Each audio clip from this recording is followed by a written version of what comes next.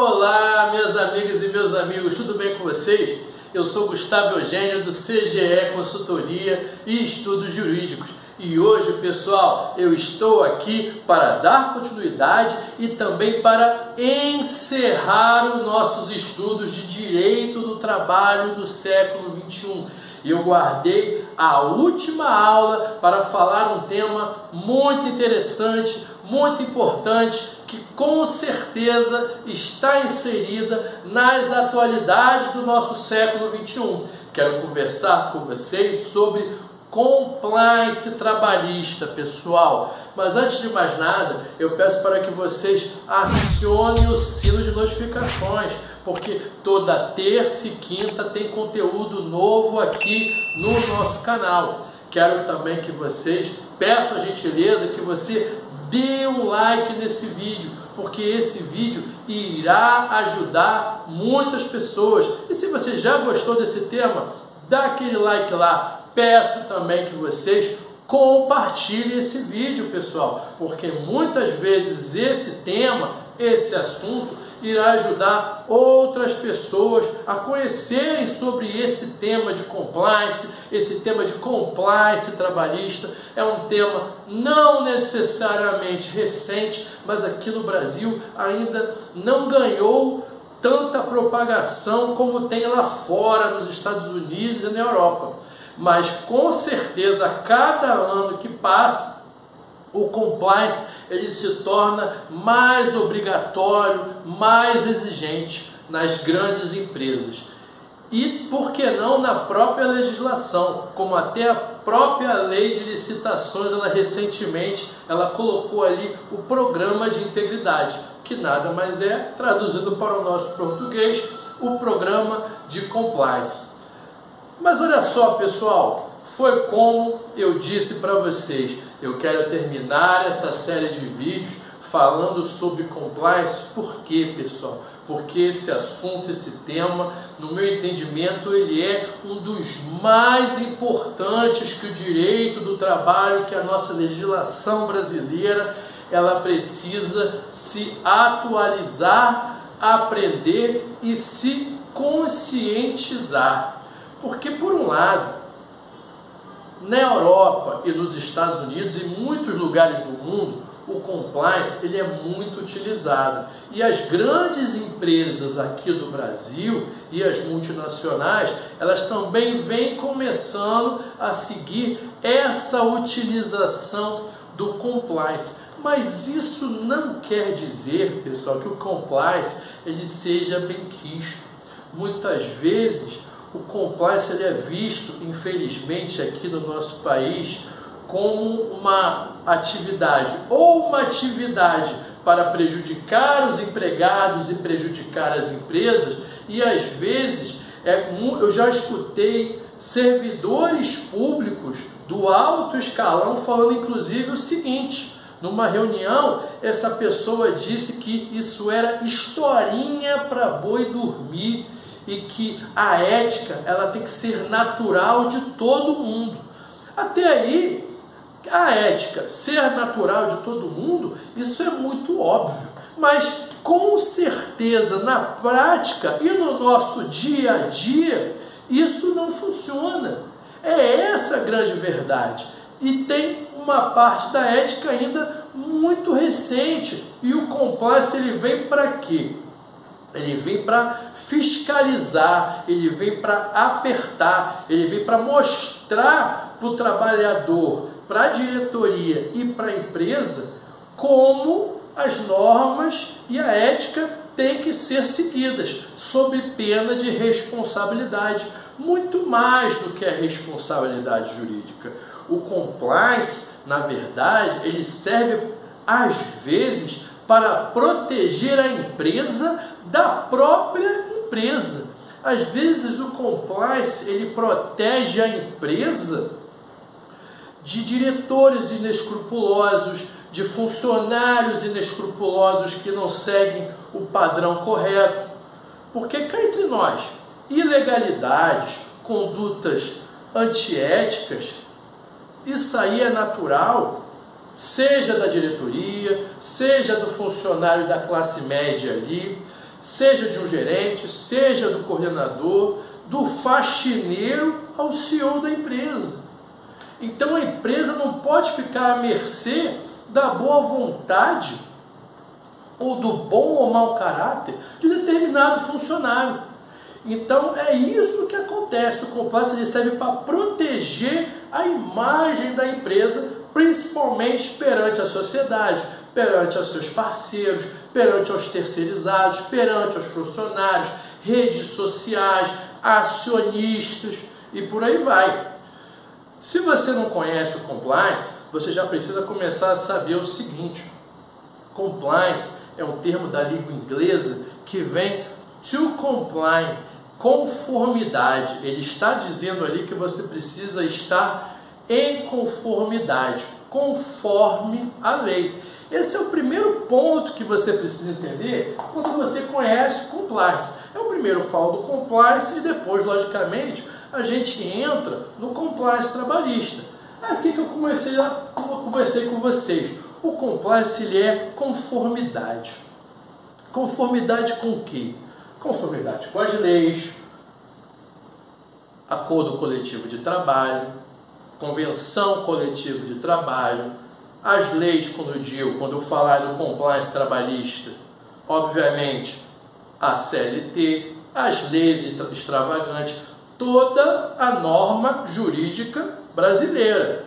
Estou aqui começando a conversar com vocês sobre compliance trabalhista, mas na verdade nós estaremos conversando sobre compliance.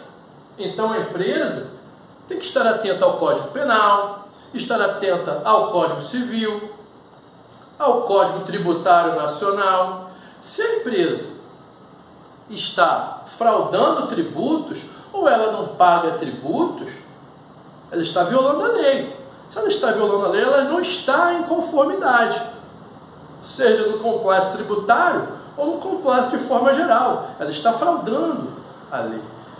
Se a empresa, em algum momento, não tem uma violação literal ou ilegalidade ali da lei, mas ela, por baixo dos panos, dá um dinheiro por fora, muitas vezes acontece isso. Tem empresas que têm setor de compras, setor de vendas, aí vem um prestador de serviço, ou vem um fornecedor e fala assim: olha só, para você contratar, eu quero entrar para a sua empresa, contrata a minha empresa aí, contrata o fornecimento dos meus produtos, eu te dou 10% por fora. Ele pode falar isso para o comprador da empresa. Isso aí não é de hoje não, tá? Tem empresa muito famosa que já passou por isso há 30, 40 anos. Para você ter ideia, eu já vi essa história na empresa da minha mãe. Hoje eu tenho 46 anos. Quando eu tinha lá meus 10, 12 anos, eu lembro da minha mãe falando lá, quando ela trabalhava numa mega multinacional, e fulano foi demitido. Ela nem conversava comigo, para falar a verdade, ela conversava entre os parentes ou amigos e falava: e fulano foi demitido porque recebeu dinheiro de fornecedor. Naquela época, nem existia compliance aqui no Brasil, essa é a verdade. Já existia compliance lá nos Estados Unidos. Como essa empresa era uma empresa alemã, provavelmente já existia o compliance até na Alemanha. Mas aqui no Brasil, cá entre nós, só começou a ganhar força no final da década de 90. E até hoje ainda caminha a passos não tão largos. E para você perceber algumas ideias de como e para que serve o compliance. Conformidade com a lei, conformidade com os regulamentos internos, conformidade com a ética, como eu disse aqui. Essa questão de suborno é uma questão de ética. O diretor, o gerente, o funcionário de uma empresa, eles têm que estar em conformidade não só com a lei, não só com a ética, mas com regulamentos e normas internas da empresa. A empresa tem que estar em conformidade também com as normas e diretrizes internacionais. Estamos falando de compliance trabalhista, OIT. Será que é permitido trabalho escravo? ou um trabalho que ultrapasse a jornada normal prevista pela OIT, por exemplo. Então, tem que estar atento a todos esses detalhes. E é para isso que o compliance ele existe. E ele busca o quê? Busca mitigar os riscos de prejuízo da empresa. Quando a empresa não está correta no seu compliance, ou como nós conversamos aqui, o compliance trabalhista, uma empresa que não paga hora extra toda hora, uma empresa que não paga intervalo de almoço, não paga as verbas rescisórias corretamente, uma empresa que tem um superior que pratica dano moral e assédio moral de forma contínua, o que vai acontecer no mínimo? No mínimo, essa empresa vai sofrer várias ações trabalhistas, várias condenações trabalhistas. E olha o dinheiro desse passivo trabalhista destruindo a empresa. Perceba como é que funciona. Isso no mínimo. Fora que dependendo da conduta da empresa ou de seus superiores, vai ter denúncia e ação civil pública ou investigação do Ministério Público do Trabalho, Ministério do Trabalho e Emprego. Isso só para ficar na seara da área trabalhista. Também pode ter denúncias de área criminal. O exemplo tributário que eu dei no início da nossa aula aqui. Além de mitigar os riscos, precisa também preservar os valores da empresa, mostrando para os seus funcionários e para a sociedade quais são os princípios e valores que aquela empresa prega. Precisa mostrar isso para quem? Para os acionistas, para os empregados. Você mostrando para os empregados, você está demonstrando a cultura a ser seguida. Olha só, esse tipo de postura não é aceito aqui. Você vai ter que seguir essa cultura. E nem sempre cultura é algo tão simples de ser propagado dentro de uma empresa. Muitas vezes algumas empresas têm até que demitir funcionários. Isso aí acontece muito. Às vezes numa aquisição de uma sociedade, a empresa que está comandando, ela percebe que os antigos funcionários da outra empresa não estão de acordo com a cultura dela. Alguns vão permanecer, alguns vão virar a chave rápido, outros vão continuar falando aquela história, como eu já ouvi muito. Antigamente, antes dessa fusão, a empresa era diferente. Esses são os primeiros a ser demitidos, que não querem entender as mudanças da empresa. Além disso, olha só, continuidade da empresa. Você já deve ter percebido que eu falei de passivo trabalhista, consequências perante a sociedade, perante a mídia. Se a empresa ela tem o seu nome manchado no mercado, manchado na mídia, manchado nas redes sociais, os clientes, os compradores, eles vão começar a boicotar a sua empresa. Qual é o risco dela fechar? Então, além de mitigar os riscos e permanecer, propagar a cultura e os valores e princípios da empresa, é princípio de sobrevivência. Se os meus prestadores e os meus clientes boicotarem a minha empresa vai fechar.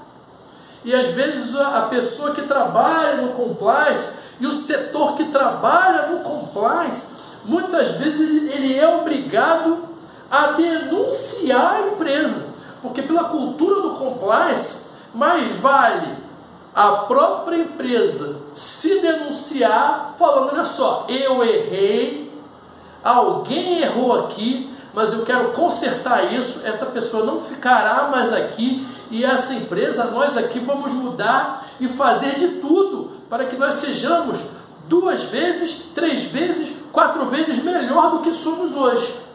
É esse o trabalho do compliance, que muitas vezes não é entendido, às vezes pelo jurídico da empresa, às vezes não é entendido pelo marketing da empresa. por outros setores. É normal que quando nós estamos trabalhando numa empresa, cada setor tem a sua forma de raciocínio, até aí não tem problema. O jurídico pensa de um jeito, a logística pensa de outro, as operações pensam de outro, o marketing pensa de outro, a venda pensa de outro. Todo mundo pensa, mas o objetivo é o seguinte: todo mundo com a sua cabeça tem que integrar no mesmo objetivo, que é o melhor para a empresa. Só que nem todo mundo pensa assim. O setor de compliance nem sempre é bem visto pela empresa, porque é o setor que faz as denúncias, é o setor que apura as denúncias de irregularidade. Então, com certeza, o setor do compliance não é bem visto. Da mesma maneira que o setor jurídico nem sempre é bem visto pelos próprios funcionários da empresa.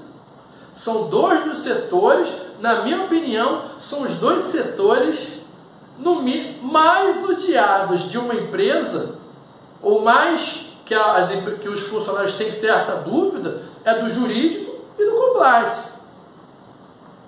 Pois é, se você quiser fazer parte de um setor jurídico, sabe que muitas vezes, quando você começa a questionar um determinado setor, ele não vai gostar dos seus questionamentos, ele não vai entender que você está querendo ali resolver o problema da empresa. E no compliance é a mesma coisa. Quando o compliance investigar, quem está sendo investigado não vai entender da melhor forma. Por isso que esses dois setores não são, com certeza, os dois setores mais amados da empresa. Além disso, pessoal, veja bem aqui, quando nós conversamos sobre o compliance trabalhista, temos que ter aqui a união de vários órgãos dentro da empresa. Um dos setores mais importantes que vai participar da atuação do compliance e da criação do compliance é, por exemplo, o jurídico da empresa. Nem sempre o setor de compliance está atrelado ao jurídico, mas é comum que assim seja. Não é uma regra, até porque quem for atuar no compliance vai perceber que muitas vezes o raciocínio do advogado é um e o raciocínio do compliance officer é outro, completamente diferente. Às vezes eles estão juntos, mas o objetivo do advogado é uma coisa e o objetivo do compliance é outro. Então não se surpreenda se o compliance officer ou o setor de compliance não tenha nada a ver com o jurídico. Muitas empresas atuam dessa forma. Colocam o setor de compliance totalmente afastado, separado do jurídico. É como se fosse um outro setor completamente diferente. Mas também não se surpreenda se o compliance estiver inserido no jurídico. Por quê? Porque tem a parte da conformidade com a lei, conformidade com a CLT, conformidade com as normas e regulamentos, legislações internacionais e nacionais. Então, por mais que às vezes o compliance seja uma coisa bem separada do jurídico, não é absurdo que você encontre juntos, porque várias vezes eles se relacionam. Além do jurídico, o RH, recursos humanos, é um outro setor, um outro departamento que tem que estar ali, colado. Muitas vezes é o RH que vai verificar tudo isso, que vai passar as informações para todo o setor. Geralmente o compliance, além do compliance officer, que é a pessoa responsável do setor que comanda ali o setor de compliance, geralmente tem um comitê. O comitê muitas vezes é composto pelo jurídico, pelo RH, pela diretoria, pela ouvidoria, mas é o RH que tem a função ali de passar todas essas informações dos valores, dos princípios.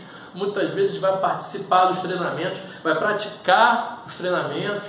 Muitas vezes o jurídico vai participar do treinamento, vai dar os treinamentos também.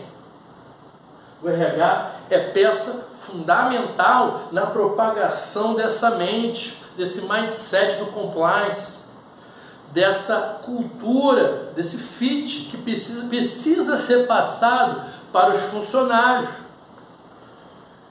E não adianta de nada o RH se matar, o jurídico se matar, todo mundo se matar, a ouvidoria, criar canal. Não adianta de nada se a diretoria não estiver comprometida com compliance. Daqui a pouco eu vou falar do Tone of the Top, a alta diretoria, o comprometimento da alta diretoria. Porque quando o CEO, o presidente da empresa e os diretores estão comprometidos com compliance, toda a sua hierarquia abaixo vai se comprometer. Mas precisa do exemplo do topo. O topo, a cabeça, os heads da empresa, eles têm que dar o exemplo. Como é que o gerente, como é que o coordenador vai dar algum exemplo, vai seguir se o diretor dele não está nem aí para o compliance? Então tem que ter o comprometimento da alta diretoria. Além disso, pessoal, quando nós conversamos sobre compliance, não existe uma lei específica que fale de compliance. O compliance é um compêndio de normas aqui no nosso país. E nós temos que pegar aqui as principais normas que vão falar sobre compliance. Por exemplo, quando você começa a estudar o compliance, você vai lá para a lei anticorrupção, lei 12.826 de 2013. Foi lá com a lei anticorrupção que teve a Lava Jato, que pegou aquele pessoal todo, que teve delação premiada, que teve aquelas penalidades, multas milionárias e bilionárias, lá na lei anticorrupção. Você começa a estudar compliance, iniciando pela origem do compliance, como é que ele se iniciou e como. Aqui no Brasil você transfere para a lei de anticorrupção e para a lei também de lavagem de dinheiro. Lavagem e ocultação de dinheiro e bens. Também está atrelado ao compliance. O início do compliance é isso. Lei da anticorrupção, a lei 9.613 de 98, que fala da lavagem de dinheiro. Esse é o ponto start, o ponto de partida para você conversar sobre compliance. Para conversar sobre compliance começa daí. Aí, como nós estamos conversando sobre compliance trabalhista, já falo o seguinte, ó, come a CLT, tem que ler a CLT, a reforma trabalhista, lei 13.467 de 2017, que alterou muitos institutos e muitos artigos da CLT. Você tem que conhecer a reforma trabalhista, a lei da terceirização, que também é de 2017, lei 13.429, até colocaria, não botei aqui não, mas não faz mal, se você quiser ampliar um pouquinho. A nova lei de licitações, ela fala de programa de integridade. Então, se você possui uma empresa e quer participar de uma licitação, na lei 866 não tinha isso não. Mas com a nova lei de licitações, ele já fala lá de programa de integridade, compliance. Então, você pega mais ou menos essas 4 leis que eu falei aqui, pega a nova lei de licitações e você já vai ter uma bela de uma base para conversar sobre compliance, para atuar sobre compliance e compliance trabalhista. Mas como eu disse para vocês, pessoal, para termos um programa de integridade, um programa de compliance efetivo e de sucesso, temos alguns pontos a serem seguidos. Eu elenquei aqui 9. Talvez uma pessoa ou outra possa falar um pouco mais, um pouco menos, mas esses 9 aqui considero como base. O primeiro, tone of the top. O exemplo vem do topo. Foi como eu disse anteriormente. O exemplo vem do topo, o exemplo vem da diretoria. Nem o diretor daquele setor muitas vezes ele vai saber o que está acontecendo ali. Pode ter uma denúncia contra ele, inclusive, ou contra um abaixo dele. Mas ele tem que respeitar as regras do compliance. Se tiver uma denúncia, por qualquer canal que denúncia que seja, hotline, telefone, e-mail, tem empresa que coloca até urna para manter a integridade da denúncia e em sigilo até certo ponto o nome da pessoa que fez a denúncia.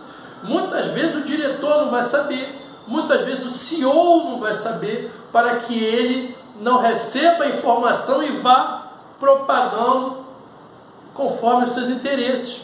O compliance, o setor de compliance, o compliance officer, até certo ponto ele tem independência. E eu vou falar aqui, mas primeiro é isso que eu quero que você entenda. O setor de compliance tem tanta independência que na maioria das vezes a alta diretoria não tem poder sobre o setor de compliance. Para quê? O compliance fazer o trabalho dele em paz. Então, toda a diretoria tem que dar o exemplo. O diretor tem que chegar lá com a sua equipe. Pessoal, olha só, vamos ajudar o setor de compliance aqui. Pessoal, olha só, gerente, organiza aqui que todo mundo vai fazer o treinamento de compliance. Inclusive eu estarei lá no treinamento de compliance. Pô, quando o seu diretor, se você trabalha em empresa, você deve muito bem saber disso. Se o teu diretor está fazendo um treinamento, é um recado que ele está dando para você. Se você não percebeu isso, daqui a pouco você não vai estar mais nessa empresa. Fica a dica, como já dizia uma conhecida de uma empresa. Fica a dica, era assim que ela brincava. Além do Tone at the Top, temos o Compliance Officer. Quem é o Compliance Officer? É o responsável pelo setor de compliance. O compliance ele pode ser do jurídico, aí provavelmente o Compliance Officer vai ser talvez o gerente jurídico, por que não até o diretor jurídico, tudo bem, pode ser.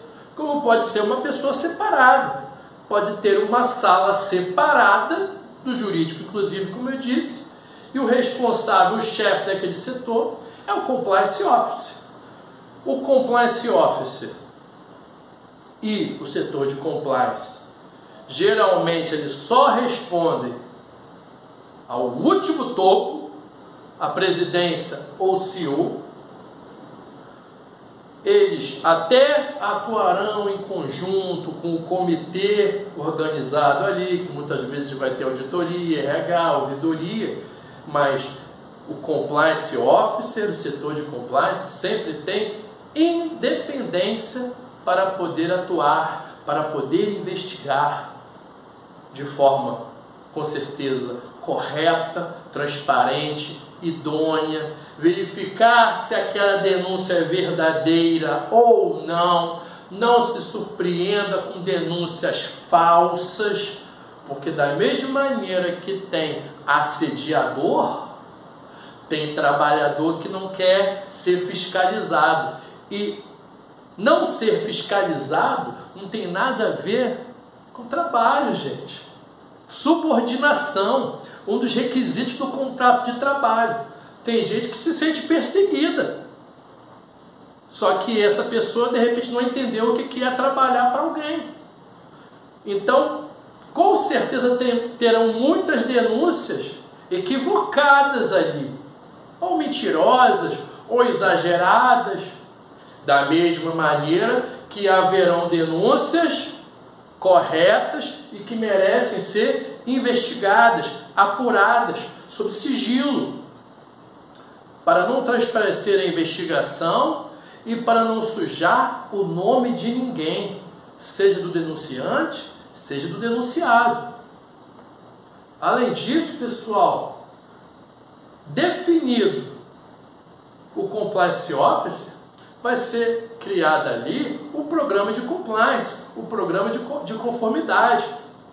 Vai avaliar qual é o negócio da empresa, quantos funcionários tem a empresa, quantos setores, quantos funcionários dos setores, o que esse compliance ele vai abarcar, ele vai pegar a parte interna, regulamentos internos, vai criar regulamentos não só para os seus funcionários, como também para os seus terceirizados, seus fornecedores, os seus prestadores de serviço. Quando você contrata com um prestador de serviço, ele tem que estar alinhado aos seus valores, aos seus princípios e ao seu código de ética.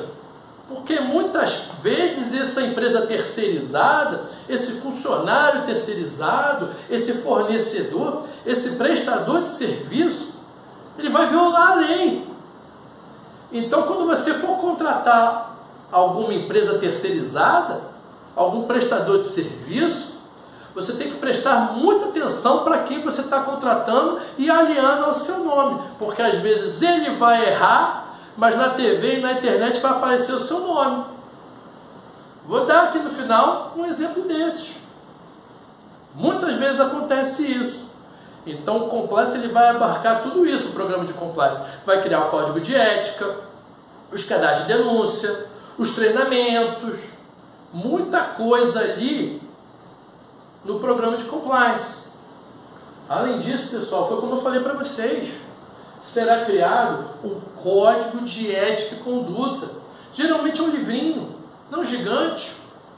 Muitas vezes esse código de ética e conduta vai estar na intranet, vai estar no site da empresa. Tem muita empresa boa aí que você for entrar no site dela, se você procurar com calma, ou você vai ver o setor separado de compliance, ou você vai ver lá código de ética e conduta, e o funcionário precisa conhecer, o prestador de serviços precisa conhecer, vai informar quais são as regras, regulamentos e normas internas que têm que ser seguidas, se forem violados os regulamentos e a legislação, quais são as penalidades. Tem que ser escrito o código de ética de forma clara e simples para que todos entendam. Olha só, isso aqui é passível de aplicação de justa causa, passível de demissão por justa causa, passível de apuração. Além do código de ética, que é muito importante, teremos também treinamentos constantes. Foi como eu disse, pessoal, compliance não é algo simples de ser enfiado na cabeça, não. Essa que é a verdade. Às vezes eu até brinco quando eu falo, não, nem só de compliance, quando eu falo até de legislação. O pessoal lá de fora não é melhor do que a gente. Eles apenas estão acostumados a isso há 30, 40, 50 anos. E eles sabem que o bicho vai pegar. Eles sabem que o cerco vai apertar. Então eles têm medo. Às vezes aqui no Brasil a pessoa não tem medo. O problema é esse. Lembro quando eu fiz o meu curso de compliance, uma professora falou assim, não sei se foi uma professora ou um professor, o compliance é para quem? O compliance é para a pessoa correta, para aquele errado quanto mais, ou para a pessoa que está em dúvida? Sabe qual foi a resposta dele? O compliance é para quem está em dúvida se vai praticar a ilegalidade ou não. Sabe por quê? Porque quem é correto já é correto, não vai precisar em regra, não vai precisar do compliance. Aquele que é o errado quanto mais, por mais que você fale, ele não está nem aí. Você vai falar do compliance, você vai falar da legislação, você vai falar um monte de coisa, mas ele não está nem aí. Já aquele que está em dúvida, o compliance ele vai falar, olha só, primeiro, se você atuar conforme o compliance, você tem esses benefícios, benefício A, B, C, D e E. Eu falei os benefícios para você, tá? Mas se os benefícios não te convenceram, agora eu vou te falar os malefícios. Agora você vai ser preso, vai ter polícia federal, você vai ser demitido, a sua empresa vai ser destruída, você vai entrar em falência, o presidente vai ser preso, porque muitas vezes acontece isso. Eu lembro dessa aula do professor falando, olha só, aqui estão os benefícios, ó. Mas tem gente que ainda não entende os benefícios, então a gente tem que passar os benefícios para ver se cai a ficha daquela empresa. Além disso, pessoal, foi o que eu disse, por isso que precisa do treinamento constante, de 3 em 3 meses, uma vez por mês. Não vai entrar, você não vai fazer um treinamento uma vez por mês que vai entrar. trabalhei numa empresa que ela, pelo menos 2 vezes por mês, mandava e-mails ligados à compliance. De pelo menos 2 ou 3 vezes no ano, tinha treinamento, tinha informações sobre compliance, ainda que usando outra nomenclatura, nas paredes da empresa, nos quadros informativos. Tem que entrar naturalmente na cabeça do funcionário, na cultura da empresa. Além disso, pessoal, temos os canais de denúncia, e-mail, por exemplo, telefone, como eu disse, um exemplo, até urna em locais que não tenham câmera, por exemplo, tem que ter pelo menos um canal de denúncia para que o denunciante passe aquela denúncia. Além dos canais de denúncia, pessoal, temos as medidas disciplinares. Depois de apurado, depois de investigado, tem que ter medidas disciplinares. Aquele funcionário que foi contra a conduta correta, ele tem que ser punido. Senão, ninguém vai levar a sério a área do compliance, a cultura do compliance. Além disso, monitoramento. O monitoramento pelo alto escalão. De tempos em tempos, aquela alta diretoria tem que avaliar se o compliance está sendo feito da forma correta, se precisa melhorar, o que precisa melhorar, se está dando certo, se o compliance officer realmente está fazendo aquele trabalho. Isso é um monitoramento. De tempos em tempos tem que mudar, tem que aperfeiçoar, como tudo na vida. Além disso, vou encerrar aqui falando de um dos pontos mais interessantes do compliance, o due diligence. Muitas vezes a gente atua no due diligence e nem sabe para que serve o due diligence. Você vai, antes de contratar algo ou alguém, você vai diligenciar, você vai verificar a procedência daquela pessoa, a procedência daquela empresa. Fazendo de forma correta e legal, pode ocorrer o due diligence, ou a due diligence, até na contratação de um funcionário.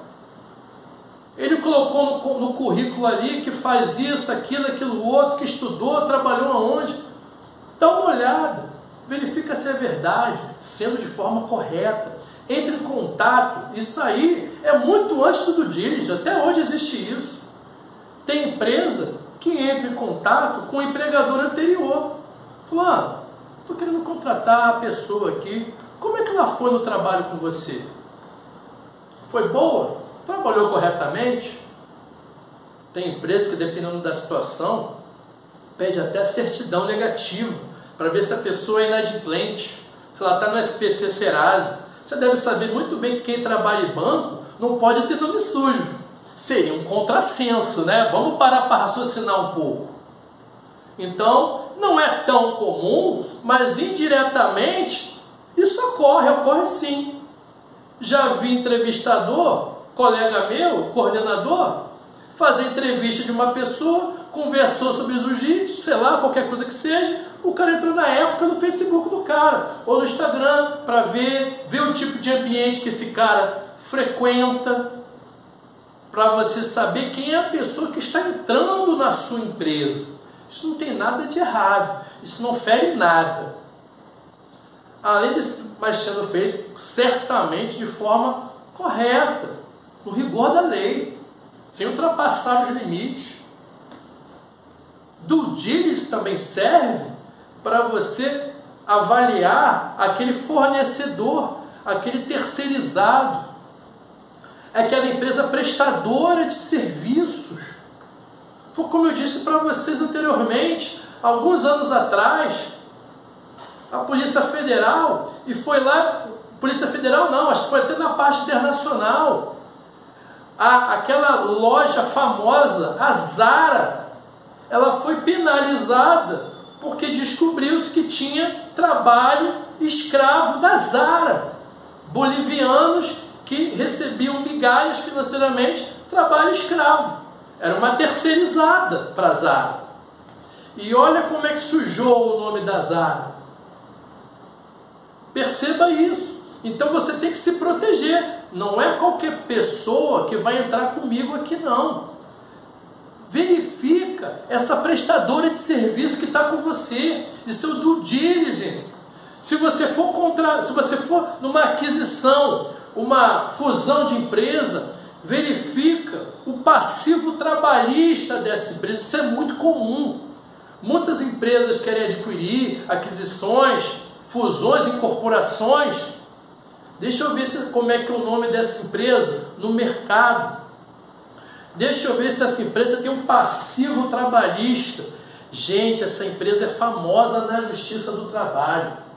Não vou me associar a essa empresa. Para isso que serve o due diligence. Eu vou encerrar aqui, terminando por esse due diligence. Faça o due diligence. E olha só, eu espero que você tenha compreendido mais ou menos aqui o raciocínio do compliance, o raciocínio do compliance trabalhista. Eu espero que vocês tenham gostado desse tema, gostado dessa aula, gostado do compliance. Espero que vocês tenham gostado dessa série de vídeos. Nós nos vemos na próxima série de vídeos e eu desejo a vocês um grande abraço e até a próxima.